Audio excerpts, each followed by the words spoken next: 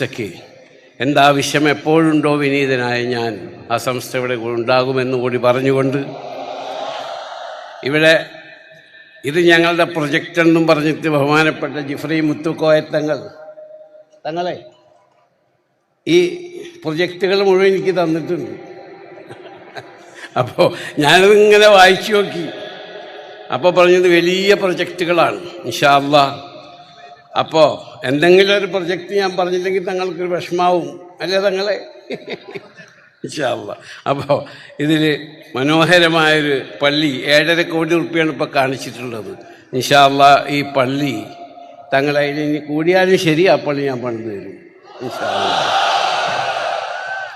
അതുപോലെ ഇതിൽ വലിയ പ്രൊജക്റ്റുണ്ട്. ഞാൻ അവിടുത്തെ ഗവൺമെൻറ്റുമായി സംസാരിച്ച് അവരുടെ ഫണ്ടിൽ നിന്ന് സംസ്ഥയ്ക്ക് എന്ത് ചെയ്യാൻ സാധിക്കുമെന്ന് കൂടി ഇൻഷാ അല്ലാഹ് ഞാൻ പരിശ്രമിക്കുന്നതാണ്. ബഹുമാനപ്പെട്ട മുഖ്യമന്ത്രിക്കും എൻ്റെ മറ്റെല്ലാവർക്കും വേഗം പോകുന്നതുകൊണ്ട് ബഹുമാനപ്പെട്ട പാണക്കാട് സയ്യിദ് സാദിഖ് അലി ശിഹാബ് തങ്ങളുടെ അദ്ദേഹം സംബന്ധിച്ചിട്ടാണ് ഞാൻ പ്രസംഗിക്കാമെന്ന് പറഞ്ഞത്.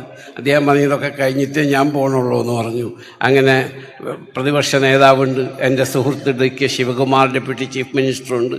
അവരെയൊക്കെ മറികടന്നുകൊണ്ട് എനിക്ക് പ്രസംഗിക്കാൻ അവസരം തന്ന സംസ്ഥയ്ക്ക് നന്ദി പറഞ്ഞുകൊണ്ട് ഞാൻ സംസ്ഥയോടൊപ്പം എപ്പോഴും ഉണ്ടാകുമെന്ന്. കാരണം സംസ്ഥ കേരള ജമിയത്തുൽ ഉലമയുടെ കീഴിലുള്ള സംസ്ഥ മതവിദ്യാഭ്യാസ ബോർഡിൻ്റെ കീഴിലുള്ള എൻ്റെ മരണപ്പെട്ടു പോയ പിതാവ് പ്രസിഡൻ്റായ നാട്ടിക ഷൗക്കത്തുൽ ഇസ്ലാം മദ്രസയിലാണ് ഞാൻ പഠിച്ചത്. അതാണ് ഈ മദ്രസ പഠിപ്പ് എന്ന് പറയുന്നത്.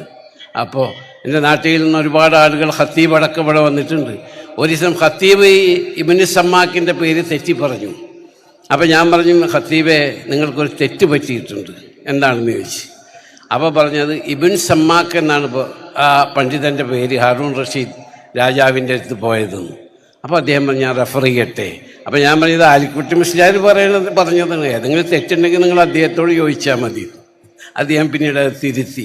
അപ്പോൾ പണ്ഡിതന്മാരുമായുള്ള സംസർഗമാണ് മനുഷ്യൻ്റെ അറിവ് വർദ്ധിപ്പിക്കുക. വസ്അലൂ അഹ്ല ദിക്രി ഇൻ കുൻതും ലാ തഅലമൂൻ. നിങ്ങൾ അറിവില്ലാത്ത കാര്യം അറിവുള്ളവരോട് ചോദിച്ച് മനസ്സിലാക്കുക.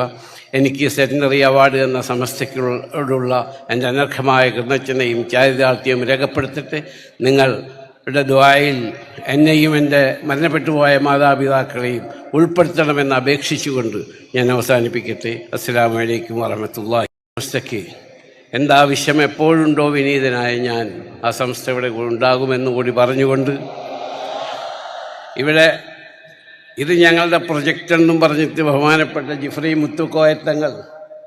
തങ്ങളെ ഈ പ്രൊജക്റ്റുകൾ മുഴുവൻ എനിക്ക് തന്നിട്ടുണ്ട്.